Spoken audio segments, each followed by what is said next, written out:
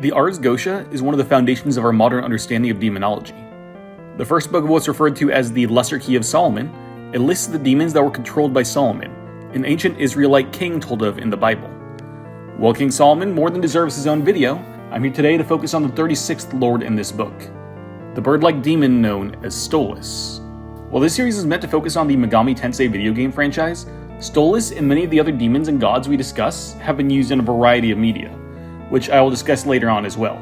If you want to know more about the other Ars Goetia demons, other mythological beings, or just video game lore in general, you should check out the other videos I have on this channel, and maybe subscribe.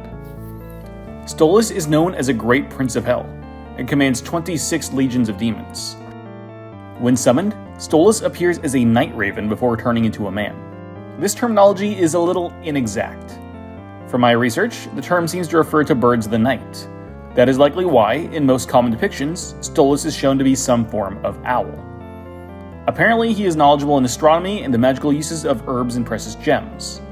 A summoner may call on him for aid in one of those particular areas. This is most of what we know about Stolas, and most descriptions that I found in my research have been very consistent about all of this information. Now, while the Ars Goetia is without a doubt the most popular depiction of this and many other demons, as well as a common source for the Megami Tensei series, it is not our only source on Stolas. The oldest source that I could find mentioning him actually came from The Discovery of Witchcraft, a book written by the English politician Reginald Scot in 1584. Funnily enough, Scott wrote the book as an attempt to disprove the existence of witches, and as such end witch hunts and trials, which he saw as being unchristian. Scott definitely pulled his information from earlier texts, as he lists a large number of sources at the start of the book. However, he doesn't cite specific information, leaving me with a wall of possible sources to research without a hint as to which he pulled Stolas out of. As such, I've been struggling to follow this lead any further with the time that I have. Likely, Stolas has his origins in an ancient, polytheistic, likely Semitic religion, much like a number of other demons listed in the Goetia, though I'm not entirely sure which god or pantheon he is derived from. Also, it's only at this point that I realize I've been pronouncing the name of the book wrong the entire time, so I'm not going to go back and re-edit this. I'll just start fixing the name going forward. Outside of the Megami Tensei series, Stolas has appeared in a number of other media franchises. That name is shared with a character in the Dragon Age series, who himself has deep ties to that universe's pantheon of gods, though I won't spoil it here. A creature fitting his description was also encountered by Agent Christian Brandt in the article of SCP-3094, although 3094 itself doesn't belong to Stolas.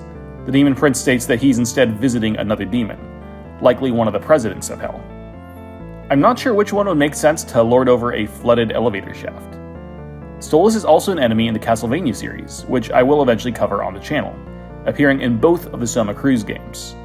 His most relevant depiction these days, however, is as a character in the series Helva Boss, where he acts as a love interest to the series' main character.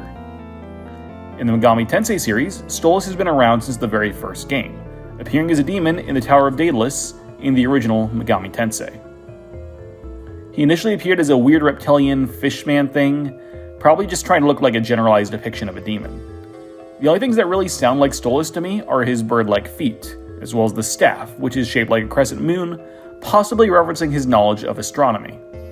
Stolas would be redesigned in its remake, Kyoyaku Megami Tensei, becoming more of a bald falcon-human hybrid. He also kept the staff from his previous design. This is a much more faithful depiction of Stolas, keeping both his bird and man aspects in mind. The design would go on to be the basis for similar Birdman designs, including his appearance in Gitten Megami Tensei and Devil Children. He would also receive 2 redesigns that would make him look more bird than man. The first of these is in Last Bible 3, where he looks to me like a robin, which is a bird, but not a bird of the night.